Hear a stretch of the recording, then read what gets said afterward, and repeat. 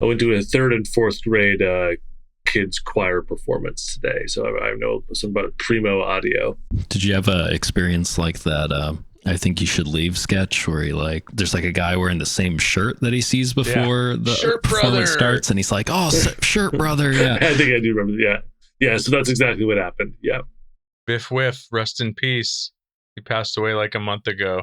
You had to dramatically run back to the auditorium just in time to see your child perform, almost trying to be a meaningful sketch. You know, most of the time it's pretty fucking abstract. I tried to have a little feeling. It'll never be as deep as that horse penis one.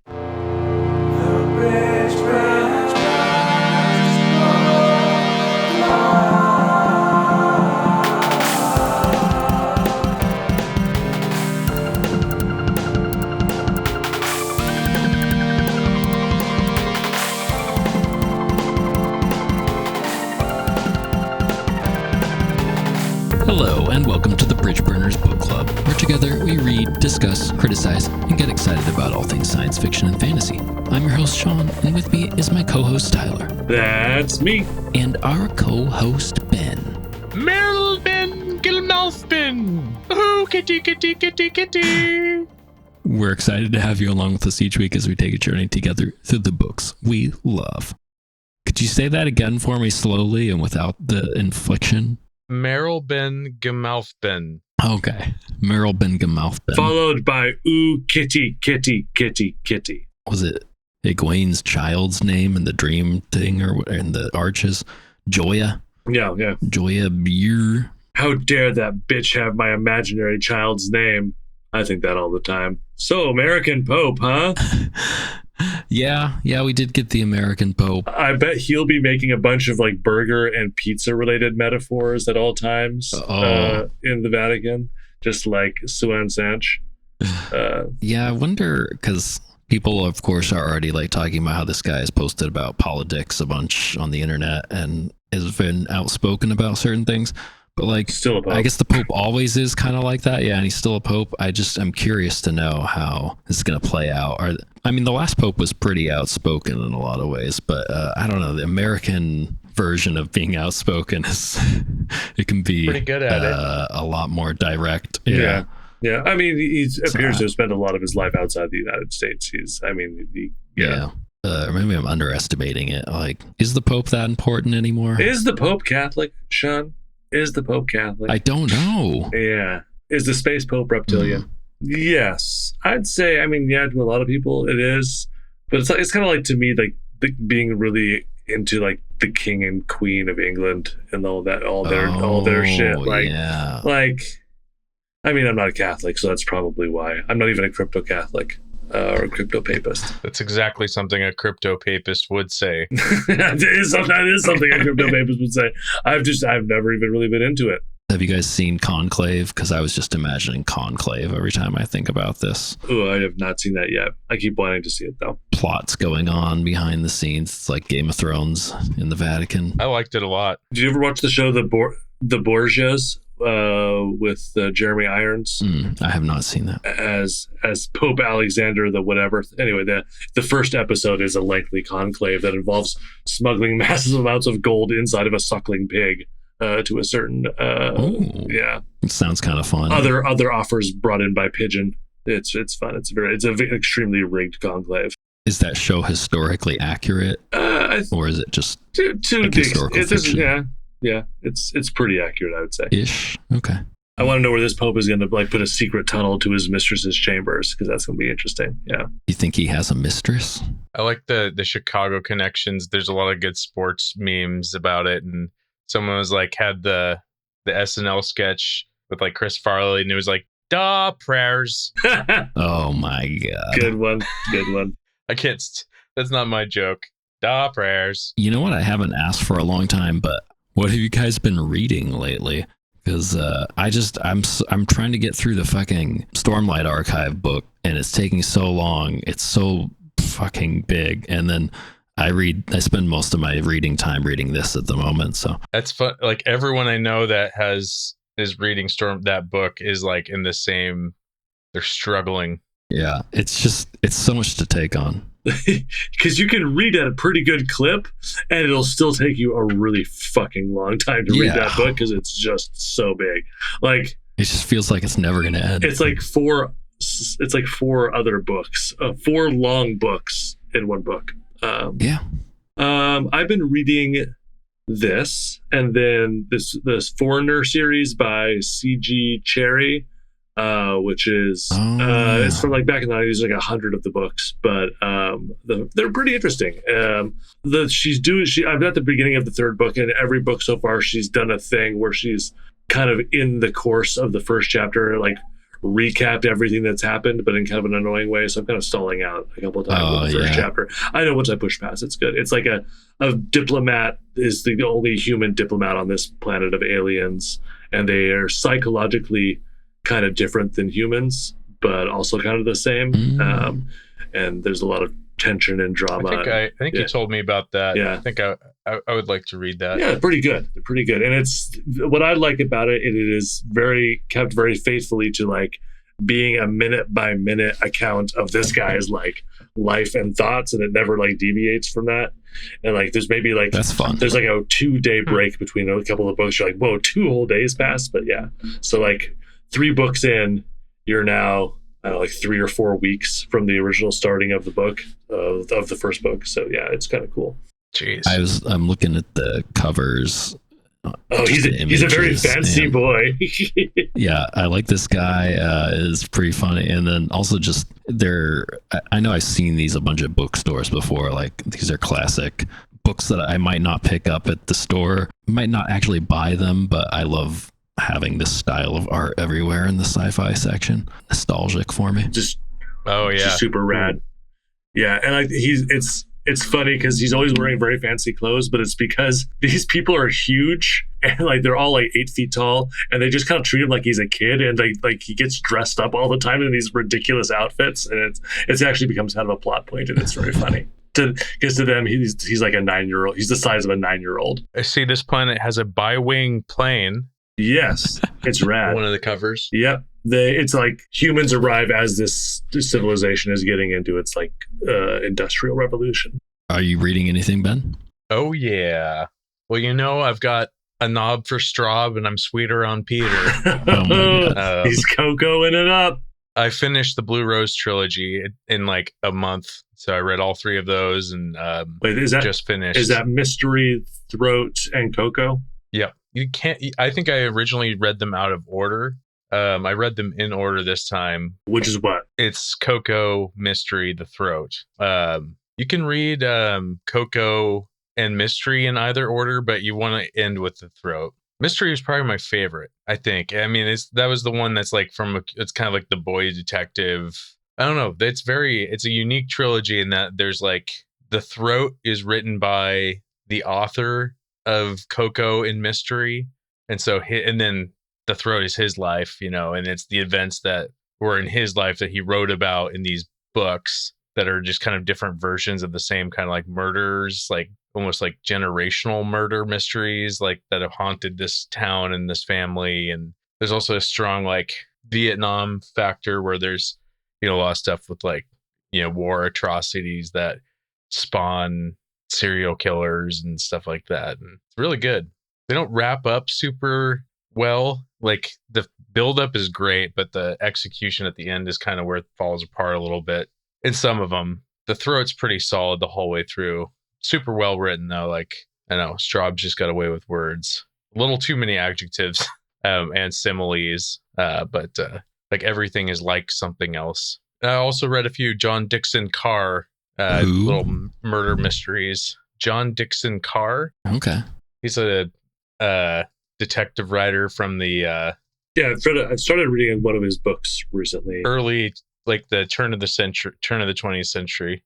Okay, yeah, I'm looking at some of these titles. I feel like I've seen them. I guess he was most well known in the 30s.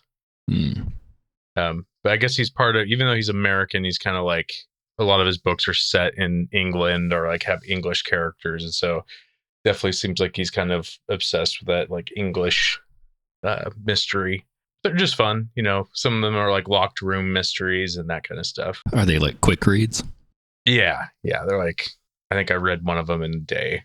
I'm also back on the Sun Eater series since the last book in that series is coming out this year. Oh, cool. And I've started a book called Masters of Atlantis, which is kind of like a satire about this just silly cult that kind of happens by accident and is ran just by total morons. Does it actually have to do with Atlantis? Yeah, so this dude gets like sold. It's like after World War II, this guy is in like, can't remember what country, but he gets sold this bill of like this notebook by a con man, and this guy's like leading him on about this like cult and like this special kind of trigonometry and geometry is like there to explore the secrets of the universe, and it's all from the lost knowledge of Atlantis. And so this guy gets sold this, he pays like all of his money for this notebook, and then he goes in search of these supposed like leaders of this cult and never finds them. And so he decides, well, he's like, I know quite a bit about this, so I'm an acolyte now. And then he works his way up to master, and then he becomes it's a big cult, like kind of Scientology level. He's like, I'm gonna start it if it doesn't actually exist, basically. Yeah, but it's just everybody's kind of inept, but it's pretty funny. It's like very Pratchett-esque humor. A little stalled out a little bit on that. What was the name of that? Masters of Atlantis. Sounds cool. Charles Oh, this Portis. is funny, yeah. Prolific reading going on for Ben. Yeah, like, Ben, what are you reading? It's just like just 12 books. I also need to get back to the name of the road. There's a few books I need to come back to and finish, but I finally watched that movie. I haven't read the book, but the movie is pretty good. Oh yeah, I'll do that once I finish the book. I've read 10 books. I started off, I had read 4 books in January, and then I kind of slowed down a little bit, but my knob for Straub has got me going quite a bit. Bringing that back up. On a heater for Peter. Nice. All right. Should we get into talking about the books, which really means it's time for chapter chat? Let's do it. Yep. I like these chapters. They're good. Yep. It's a good 3-part combo too. Like I feel like they actually matched up as far as like telling a little compact story here. Yeah, we got a good arc, and then I think we're gonna get another good arc next time. It looks like, so that's nice. Yeah, on the road again coming up. I think maybe. Thank God. We'll see how long it takes us to get there. Every time it's like, remember in the first book, you think of the beginning of that book, and it's like, okay, Rand comes down, they meet Moiraine, all that stuff happens, but then you think like, oh, okay, they get attacked by the Trollocs and all that, and then they're just leaving. It's like going down the hall, going into the kitchen, talking in the kitchen. Yeah, it's just that point, where it takes like 5 chapters to get out of the town and then start traveling. And like, let's hope Robert Jordan does not do that, but well, it's been known to happen. It's chapter 25 and we're still in the tower. That's true. Holy shit. I guess there's other points of view. Yeah, we've learned a lot of interesting things, I think, at least. It's setting up, hopefully, for action-packed second half. I'm praying. Yeah, it was, I think, Ben, you said it was Nancy Drew chapters or whatever. It's like, yep. I think it was by the end of this, all 3 of these girls end up being like, I don't want to sleep alone. I don't want to sleep alone either. And they all go to bed together in the same bed. It just felt very much like they're at a boarding school investigating a mystery in a young adult novel or whatever. The cruel headmistress is punishing them. Not a whole lot of spanking content in this episode, which I'm a little sad about, but all right. A little braid tugging though, just to keep you interested. He says the word breasts. Keep you wanting more. He says between breasts at one point in this episode, so you can tell he really worked himself up for that one. Yeah. I can't wait. Let's just get into these chapters. Chapter 25. Questions. Nynaeve, Elaine, and Egwene hunker down in Nynaeve's room whilst trying to puzzle out the connections between the known Black Aja and the Ter'angreal that had been stolen. Egwene decides she will use the dreaming Ter'angreal to explore Tel'aran'rhiod to try to dig up clues. Elsie Grinwell appears in the doorway and passes them a message from the Amyrlin. Not believing Elsie is to be trusted to carry such a message, Egwene attempts to catch her in the hallway, but she is waylaid by a tall, beautiful, and mysterious woman in the hall. As soon as Egwene looks away, the woman also suspiciously disappears. This happens to me every time I stay at a hotel. Ben wrote himself a tongue twister there, too. Dreaming of Ter'angreal to explore Tel'aran'rhiod. Ter'angreal to explore Tel'aran'rhiod. Tel'aran'rhiod. Everyone together now. Tel'aran'rhiod. Kalendor is made of Quendilar, and the Ter'angreal explores the Tel'aran'rhiod. Ooh. Hold on, what is it?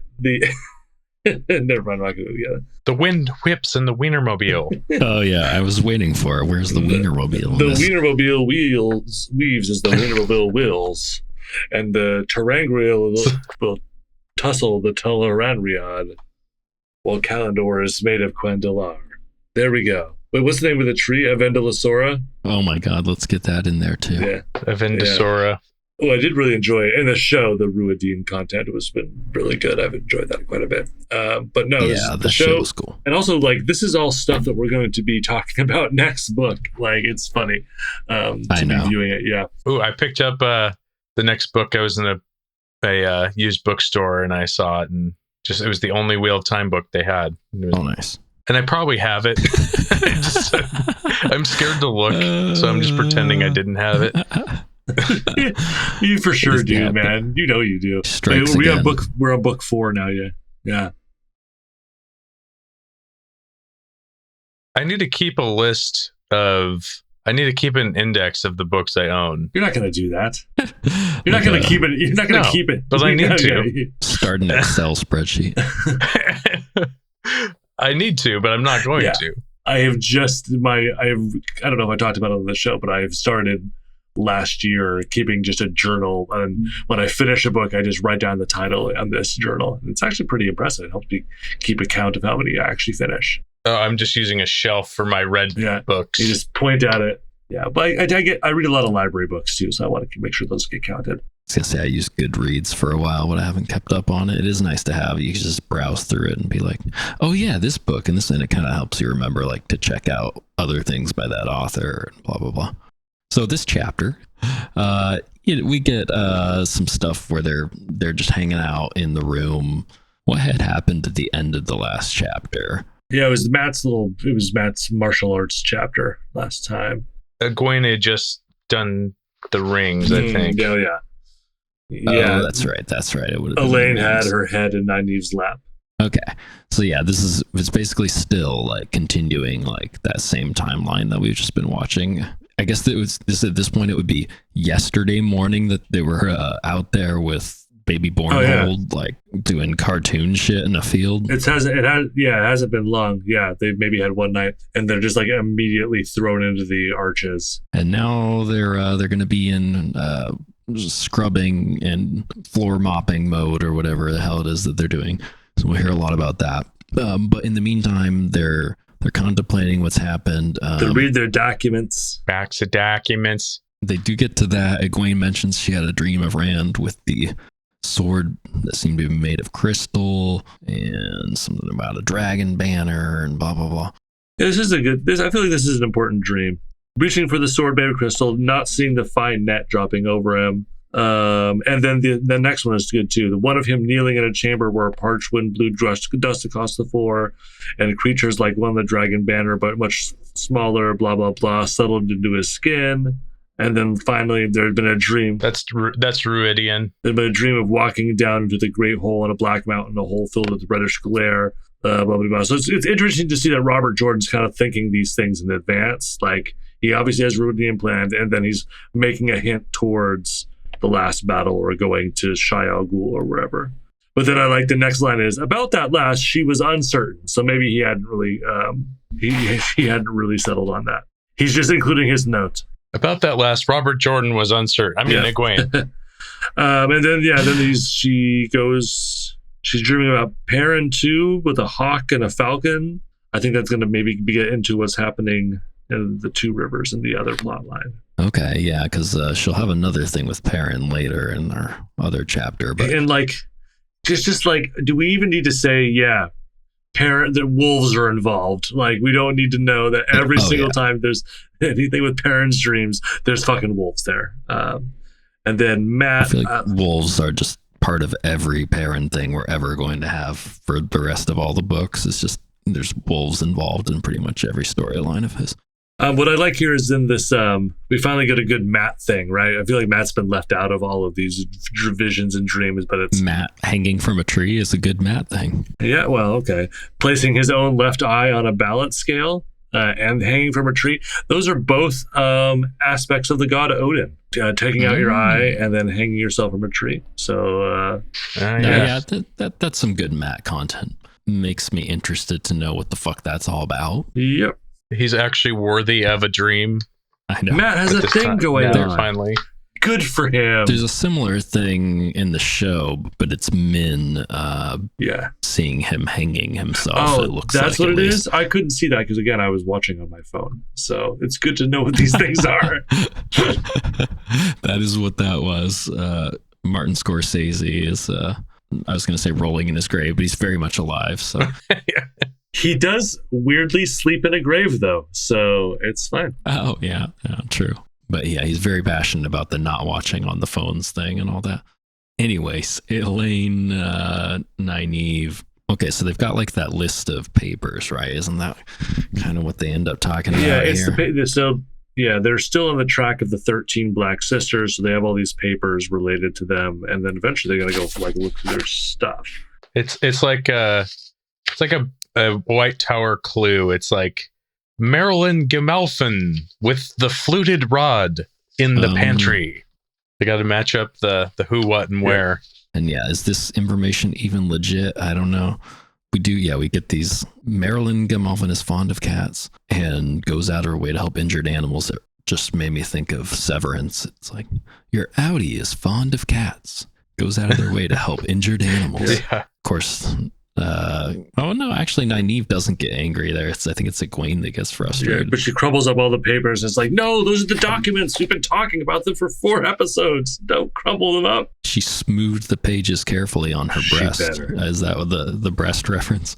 No, not even there. Ooh, that's a bonus. That's a bonus breast. Oh, to be that box of documents. Yeah, Nynaeve's definitely. Everyone thinks, Egwene expects Nynaeve to explode at any point, and she doesn't. Yeah, that's what I was gonna say. But it was she was on edge because she was like, Nynaeve is just being weird. She's too calm. I don't like it. Yeah. So there was the other thing though. So they're kind of like not getting anything out of there, and then there's this stuff about I guess it's the list of Ter'angreals that were stolen. Mm-hmm. 13 of them, to be exact, are the amount of things that this same lady studied. Corianne and Nadil. Yeah. That if I'm remembering right, that's the lady that owned the ring and was the dreamer one that lady. sort I of think hid it away. Yeah, the last dreamer, I think. But one of them is just a figurine of an unclothed woman in alabaster. And what if that's not a Ter'angreal? It's just somebody's porn. Nice. Like, oh shit! No, you looked under the mattress. Shit. Just some mortar just whittled some boobs. It's like the little mermaid in The Lighthouse, if anyone remembers that reference. There's like their little masturbation mermaid that they steal from each other. Oh yeah. Yeah. Oh, and the little island. Sorry, you said the Little Mermaid, and I thought I was thinking about the Little Mermaid. I did say that tonight. Sorry, The Lighthouse. Yes, got it. The movie with Robert Pattinson. Not The Lighthouse in the movie The Little Mermaid. Got it. That's very different. Not so well. Actually, some people would talk about boners in that movie. I believe it's one of those. I was. Look what Disney snuck into their movies. I was in enough of the right wing media sphere growing up to get lots of freeze frames of Disney movies that are clearly saying sex to kids, because that's how you teach kids about sex, is by having leaves form it when Mufasa dies or something, right? Yeah. Also, I'm sure Satan's in there too somewhere. There's Corian and Nadil, 13 of them. That's going to be a thing in these chapters. I guess the number 13 keeps coming up, and they even sort of talk about it in here where it's like, this is like too obvious, or like too, it's like almost like where people start talking about 9/11 or whatever, and it's just like, maybe not quite that bad, but well, there were 6 days before this news broke, and 6 plus 4 is 10, and 10 plus 1 blah blah blah, and that's 11, 9/11. They like do all this crazy shit. Maybe we're not quite at that level, but I don't know. What do you got? Do you think there's something real there? It's kind of funny that like we talked about, Egwene, was it Varen between the rings or Alana? It's like, oh, by the way, there's 13 Black Aja. Turn someone to the dark side. Like Robert Jordan just stumbled upon this concept, and he's like ramming it down our throats. 13 Ter'angreal, 13 sisters. Yeah, we got another balefire mentioned in here. Yep, I believe probably the same rod that gets used in the show. Oh yeah, because they're basically saying that there's a wand of balefire somewhere out there. Yeah, that's definitely like just like the loose nuke of the world here. That's an item that's like a game-breaking item potentially. There is there's a mention of like some dice that like Matt would enjoy. Clearly, like everyone just is like, it's not even in the book, but it's just like, yes, Matt needs to get those. We need him to have those because it's clearly the thing that is leading into every chapter, the illustration. I know, like, I guess that I would guess that that's coming. Was Gambit in X-Men? Was that a fingerless glove guy? Oh yeah. That dude's flinging cards everywhere. Man, I'm just saying, Matt with his dice, might be Robert Jordan trying to set up that trope all the way. What is Mon frère Perron in Malazan? He starts with coin. No, it's the thief who's the Crocus has the coin, but then Ganos Perron does cards, and then the deck of dragons, and the tiles. Yeah. No one has dice. No. Not so much fingerless gloves energy with Ganos Perron. Crocus, yes. They don't have dice in Malazan. They're always throwing knuckle bones, right? Knuckles, yeah. The shaved knuckle in the hole. Dice are too uniform for the Malazan universe. What even is a shaved knuckle? Is that like smoothed out or something? I think it probably. I think it's like cheating. So it comes up like you shave a dice or like weight a dice, so it comes up the way you want it to. Unevenly on purpose. I see. Yeah. So there's this thing about they talk about how Varen like may have known that all these artifacts had last been studied by this one lady who happens to be the person that had that ring and the dreamer. Like, does Varen know all this shit when she gave him this information? Maybe not. I'm leaning towards probably Varen's not actually like Black Aja or anything. She's just like weird. Just autistic. Yeah, she's just a weird lady that does things in a very idiosyncratic way. Yeah, I'm pretty sure they're just paranoid at this point. Yeah, they're suspecting literally everybody. Okay, so they're sitting there, and like Egwene looks over and just sees Elsa Grinwell in the doorway, which is kind of weird because she just comes up and is like, "Oh yeah, the Amerlin sent me with a message." Seems pretty suspicious to me. And suspicious to Egwene. Yep. I thought it was cool that she like got up and ran. I like the urgency of that. Yeah. She's like, I gotta catch that chubby bitch. Yeah, and that becomes like they purposely talk about how she's plump and she could not have run that fast. Yeah, that fat bitch couldn't run nearly so fast. So then they go to take off after Elsa. They see the flash of light already disappearing, and then there's a woman there, all in silver and white silk, really hot, clearly. But it did not describe her in the same way that it has described every single other reference to Lanfear. Like, usually you know that it's Lanfear. I feel like this was somebody different else, but do you think Elsie Grinwell was this lady? I was wondering if that was like, she was just like a fake Elsa Grinwell, but because she arched her eyebrow in amusement, and that is not something we'd ever see out of Elsa Grinwell, I believe. That seemed, it seemed like awesome. odd behavior for someone who's like brand new to the tower and from like a lowborn station and all that. But isn't it? So it was a letter, right? Or no, it was just a verbal message. So yeah, I think it's very possible that never came from the Amyrlin at all. Yeah, that's what I was wondering. Would be likely. This is like someone else where if it's this lady that's out there that she runs into, Egwene does here. And the message is to go to the second basement under the library and look for the stuff, which when they get there, it's locked, which does kind of it does all add up. Yeah, something's weird there. That this is not real. Yeah. And like I said earlier, I have suspicions from the show on who that could be. And that would also make sense that like someone could be commanded to do things that they wouldn't normally do or whatever. Yeah. And she's described as I'm just looking at the wiki. I'm trying not to spoil anything, but I was just picturing like the Bjork Mokedian from the show. And it's definitely different appearance. I do like that depiction. You are born to go running around so alone where murder has been done. That sounds about right. Yeah. That's pretty good. What does she say to Egwene? She does say something. I don't think you'll catch up to her. She's running quite fast. I suspect she's far away from here by now. We don't really get any information out of their interaction. And then she like turns back and the lady's gone. So that also... Yeah.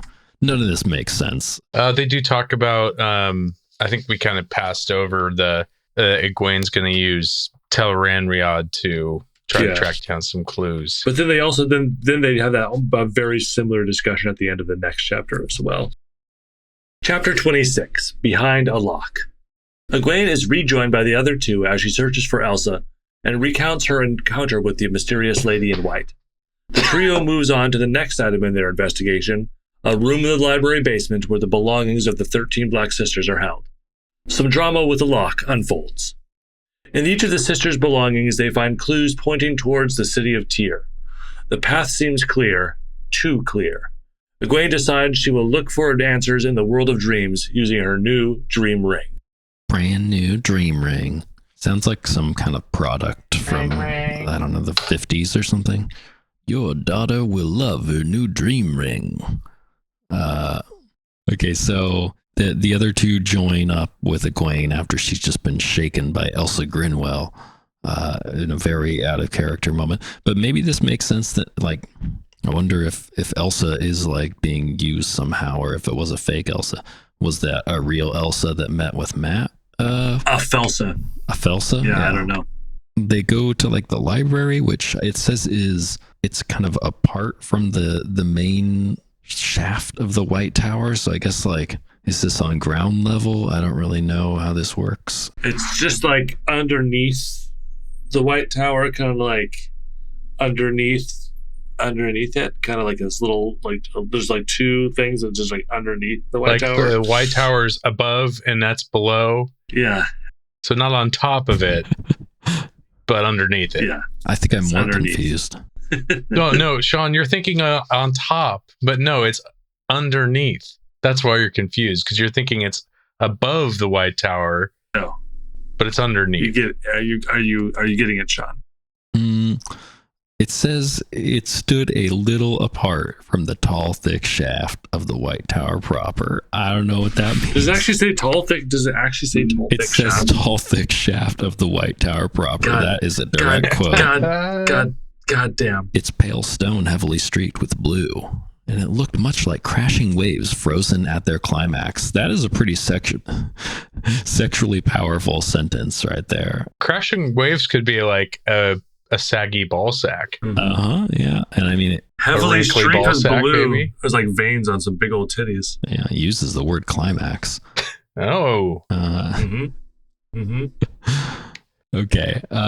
They find like a side door or something, right? And they have to open it up. Because apparently security is tight, but the need for workmen to not be seen by women is even tighter. So they have all these random doors just leading into different rooms. Yeah.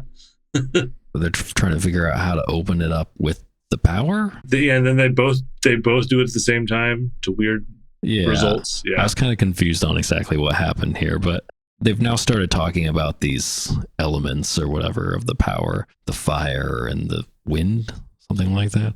Spirit, fire, wind, earth, spirit, water, mana, and so they're like talking about how to use those together. Well, she makes a pry bar out of light, which is funny. Which she should have just made like a rotary cutter or something. Like she just makes it like a modern power tool to cut the lock.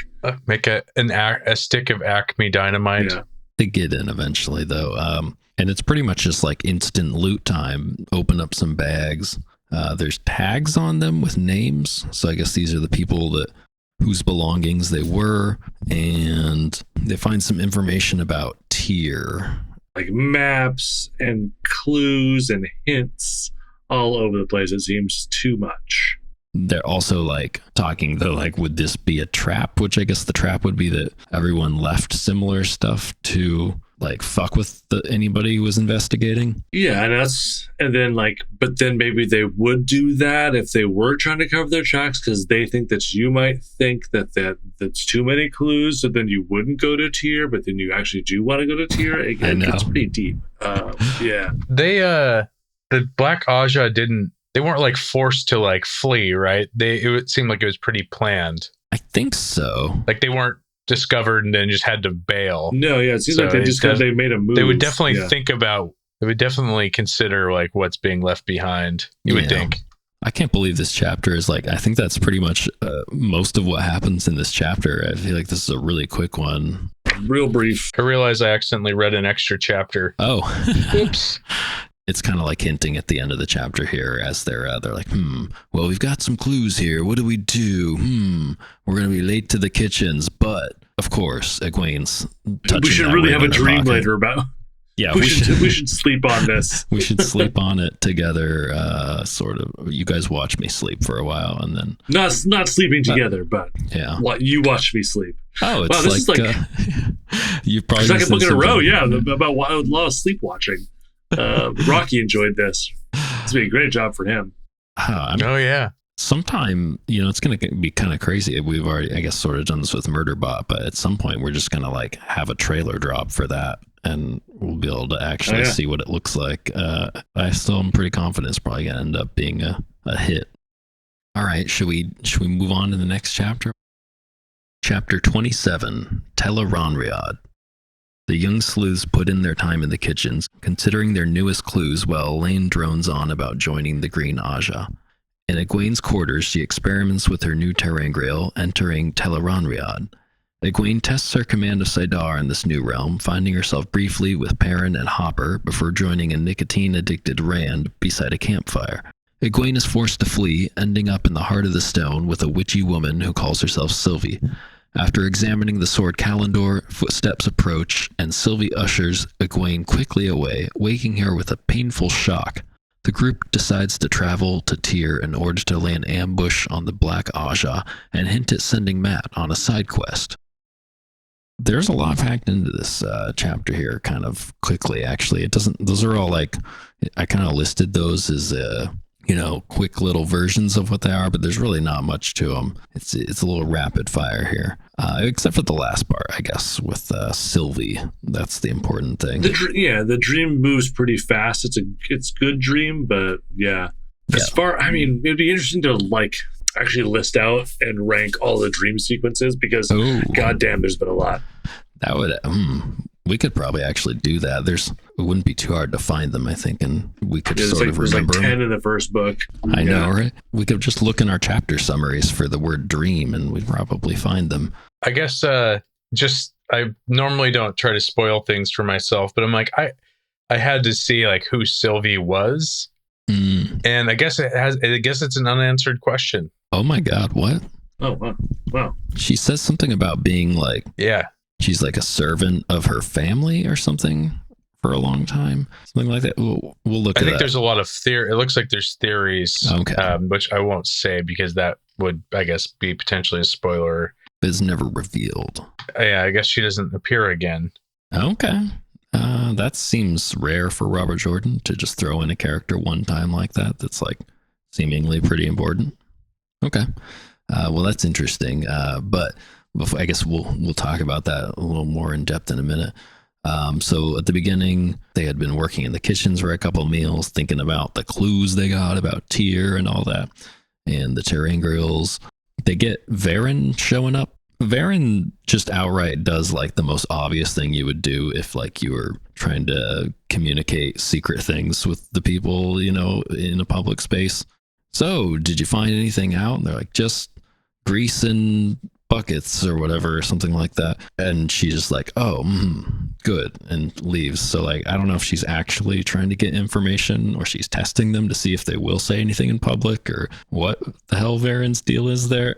Yeah, they're all. Yeah. What are any of these women doing? Just like coming and staring at them while they work, like they're like a creepy dude at Subway. Like, yeah, there's like other people that would be listening to this. So, what are they trying to accomplish there? That's an oddly specific reference there, Tyler. Yeah, don't worry about it. Also, there's the thing where apparently Elaine just keeps going on about the Green Aja. Now she might be a Green Aja, and she's like, oh, I could have 3 or 4 warders, maybe marry one of them, have them as my prince consort. Green Aja is the warrior Aja, right? Have we seen Elaine do any fighting yet in these books? I can't really remember. Maybe she did at the end of last book when they were like in Falm. Yes. Yeah. I don't remember if she did. I know Nynaeve and Egwene did, I think. I don't know what her power level is, I guess. And then also, real quick, we get to the dream stuff. What they have like a conversation though before it. It's like Nynaeve wants to help or go in or something, but they like talk about how she has to be angry to use her powers. Mm-hmm. You're a liability in there. Yeah, we can't use you. You're a loose cannon. Yeah, it seems like at this point, I don't know. It could be very quickly become an annoying gimmick to have this like, oh, Nynaeve has to keep getting angry and that's the only way she can do anything, but for now, whatever. This is Egwene stuff anyways, but Egwene decides she's going to go into the dream, and I guess, do you guys think it's like her realm or something like that, where she keeps going back to like the rolling hills with wildflowers and leafy trees and butterflies and all that stuff? Is that like some kind of home base or something like that? Because she like returns there later. Yeah, I feel like that's her place. And I like how there's in her dreams she does like have clothing fitted for her, but is extensively described over the course of several paragraphs. Of course, yeah. Like her ideal sky blue clothes. silk, white skirts, buttons and shit, velvet slippers. And of course, she comes in cocky. She's like, oh, so this is Corian in the doll's world of dreams. Doesn't look dangerous to me, blah, blah. This is where she tries out using Sidar. It seems like it works. She just fucks with some butterflies. Yeah, she makes some butterflies. If I remember in the show, though, I thought it was saying that Tel'aran'rhiod is like a real place that you travel to. It's not actually really a dream, but it seems like in the book so far, at least it's like kind of ambiguous. They talk about it like it's a dream. Or am I just confused? Yeah, or like it's the place between worlds or whatever. So yeah, I think it's where shared dream, like, because you can like visit people in the show. She also like Egwene visits, sees Rand and Lanfear Doinkin in his dream, and yeah, that's true. So yeah, but yeah, I don't know. It's like if you have lucid dreams and you can just visit other people, like you have control over what you do within the dream. Yeah, but even so, it seems like she doesn't have complete control, or she hasn't learned how to exercise it yet. So it's interesting. Yeah, she has to be helped out at the end of the dream by the Sylvie lady. She's in this field, right? And she tests out the power, and it does seem to work, which is kind of why I was asking that. Like, maybe that is like real, like that could actually help her, in this world. I feel like if you had full control over what was going on, you'd be able to just make anything happen in this dream world. Because, like that's the idea of like lucid dreaming. If you like practice how to do that in real life, you can supposedly like craft your own dreams in some way.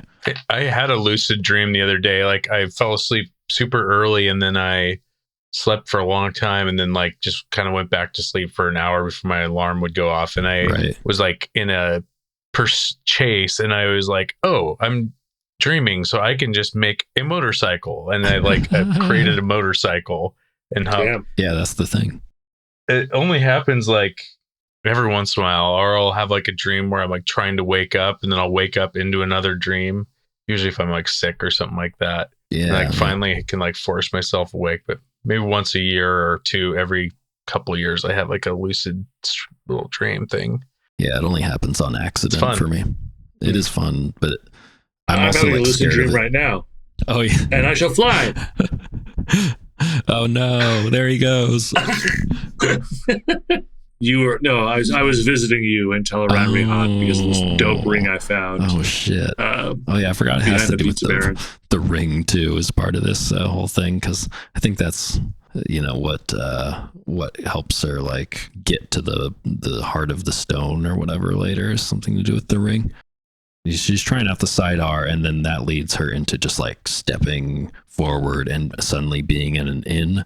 And this is just super quick. She's just in there, and there's a wolf, and she thinks it's a dog at first.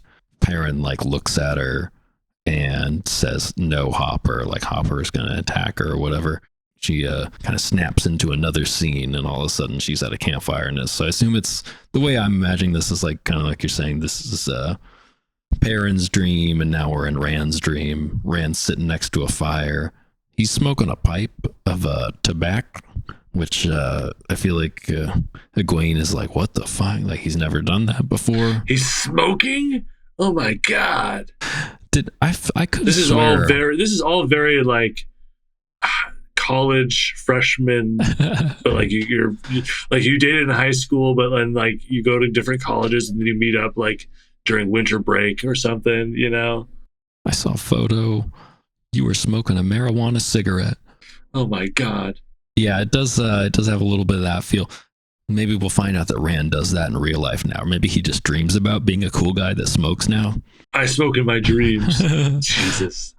I don't know what is going on in these dreams and whatever's happening in Rand's dream at the moment.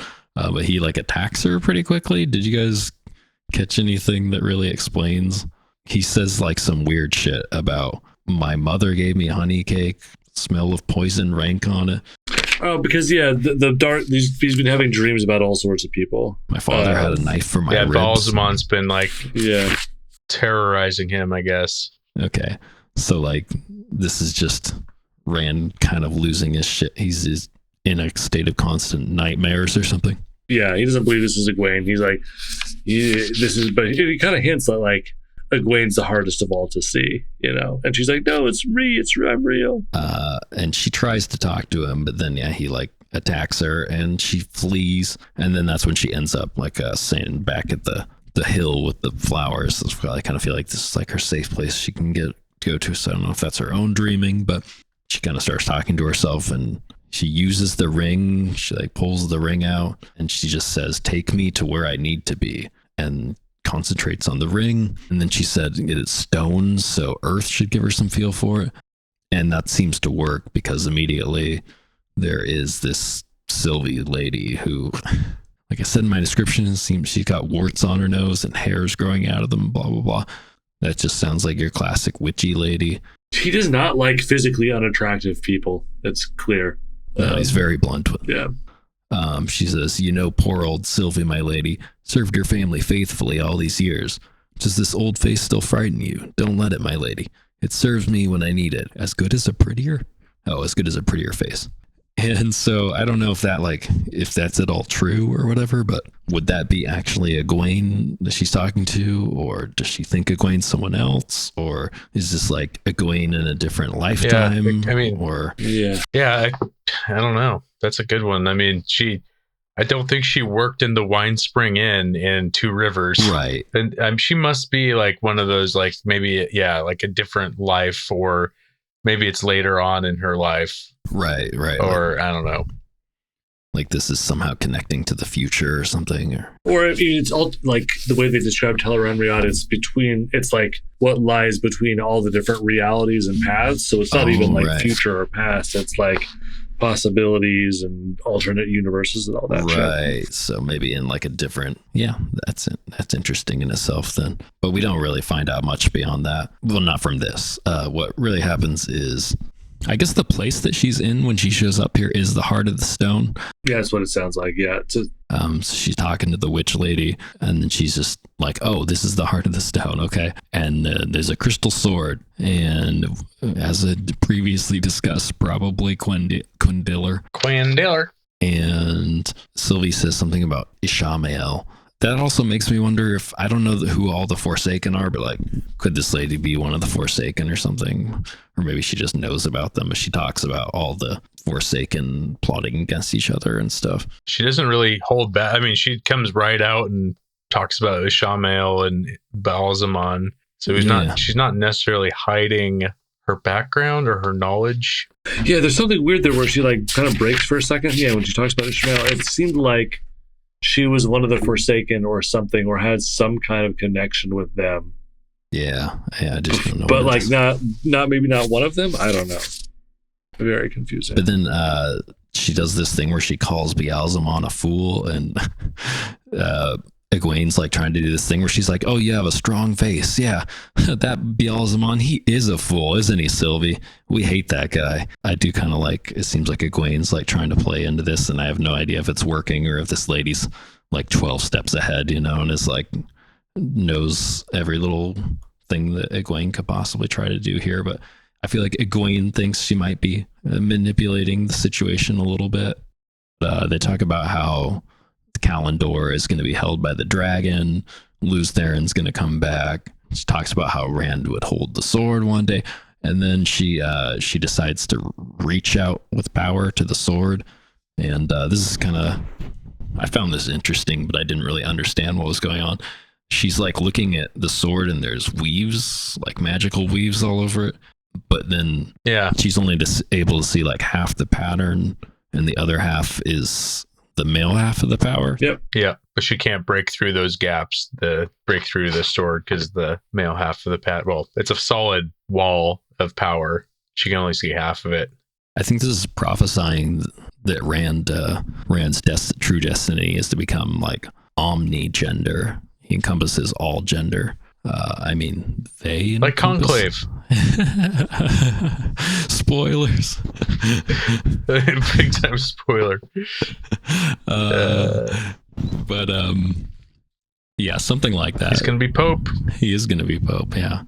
She reaches out with the power, right? And so this is where we get like, there's footsteps, I guess, something like that, and people are coming. It seems all very fake, almost like boots are approaching in the distance. Oh, but then he's coming to stare at it again, asleep or awake. Maybe we'll just know more when we get to Tyr. But this does seem interesting. There's somebody who like owns the sword and wants to come look at it. My first impression was that it was just like the Dark One himself was coming because he wants the sword, or maybe. She's been talking about how the Dark One sucks or whatever. Balsamon's too mean. It's too mean, too spooky. That's right. We don't like Balsamon, do we, folks? Egwene's like, I just have to find my way back. And she's like, oh, bitch, you're not going to find your way back. And so Sylvie like ushers her away and does something that like shocks her with pain. Then it wakes Egwene up, and she's just like, what happened? How long has it been there? They basically say that she was just lying there and absolutely nothing happened. She didn't talk in her sleep or anything. So nobody else had any idea. They wake up and kind of just discuss what happened in the dream. And she tells him, she like leaves the stuff out about the wolf. She's trying to protect Perrin. She wants to let him come out on his own as a wolf boy. But then we decide on a time. You wake me after it. Wake me up. You just stick my head in a basin of water. But would like that have stopped what just happened? No, because it was just a random, like bad things can happen in the first hour of the dream or whatever. Yeah.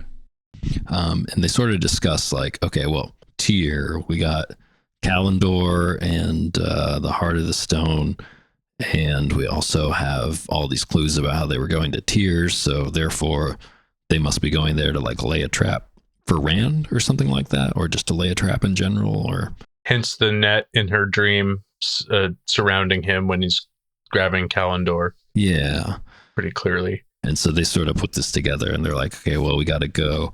Elaine has to finance the journey for them, I think or maybe they all don't have money actually, but. Yeah, I was surprised, Elaine. Yeah, Elaine says she doesn't have any money. I don't get that. Like, she owns everything. Yeah, that's true. Yeah. Well, because she had the money in Falm, right? But she spent it on their clothes, I think. Maybe she needs a new allowance. I guess they don't have ATMs, so that might be difficult. Their elaborately described clothing. There's no ATM on the Students' Union. So yeah, I guess no one really has money, but yeah, they mean to get on a trading ship, which I don't know if this is gonna happen at all, like when they go to Tanchico in the show, but Tanchico. But also there's that thing at the end, which they're trying to figure out. Elaine has a MacGuffin for Matt. Oh, I need to tell my mom about what I'm doing. Who's going to deliver a letter secretly? And it's hinted that it's going to be Matt. It's funny because they go through all this trouble and to get this. Well, I guess I'm getting ahead of one chapter, but it seems like it's way more important than it is. Like like how much they're trying to convince him to do it. And anyway, that is getting ahead. I accidentally read that one. I'm actually excited to read it though. This is like at least seeming like if we can leave the tower soon, which I know we've already talked about how maybe that won't happen for a little bit here, but I'd like to see Matt's story where he goes off on his own or maybe with someone else. I don't know, maybe Min. Where's Min at right now? I can't remember. Is she still around? She's with the Shinarians. No, she should be in the tower because she had to go tell the Amyrlin where they were going, I think. If it's like the show, maybe Tom Marilyn will see. I don't know. I feel like we need a Matt side adventure, and then someday we'll go back to Perrin. Remember how much time we spent with Perrin, and now he's just gone from the story completely. Gone. Yeah. It's interesting. It's going to be weird to look back at this book and I don't know. I feel like it's just going to suddenly be over. We're going to be like, where did the book go? It's already we're at 27, so we're halfway through the book right now. Yeah. Yeah, that's almost exactly halfway through the book. So there better be a travel, I guess, I'm looking for going on in the second half. I need to see some more exotic places. I'm tired of the tower. That brings us to the end of another episode of the Bridgeburners Book Club. We would love it if you follow us on Instagram at Bridgeburners Book Club, on Twitter at BridgeburnersBC, and find us on YouTube at Bridgeburners Book Club, where we post full episodes, clips, and polls. If you would like to write in, shoot us an email at bridgeburnersbc@gmail.com with any comments, questions, or contentions, and maybe we'll read them on air. You can also join our Discord with the link in the episode description for discussions, questions, or to post your best memes. It really helps the show to grow if you give us a rating on Apple and Google Podcasts, so please consider helping.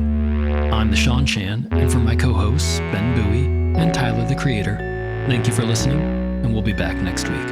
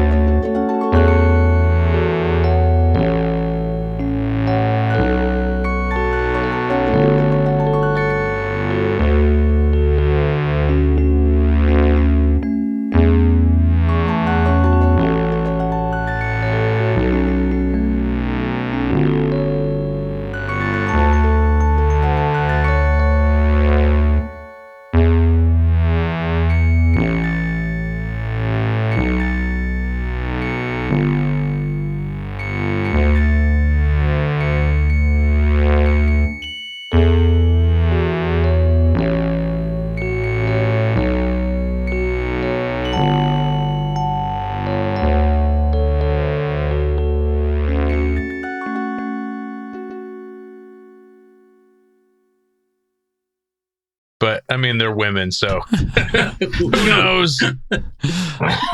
Jesus. Oh no, we can't keep that in. Funny to think of like a group of Black Aja all having like synchronized their periods. Their black periods, yeah. Is that like a different kind of period? Is that like an evil period? Yeah, it's black and it actually flows upwards. Oh my god. That does sound really horrifying, actually, yeah. Oh, you have a nosebleed. What is that? It's like, oh, that's just sorry. Oh my god. Oh god. Okay.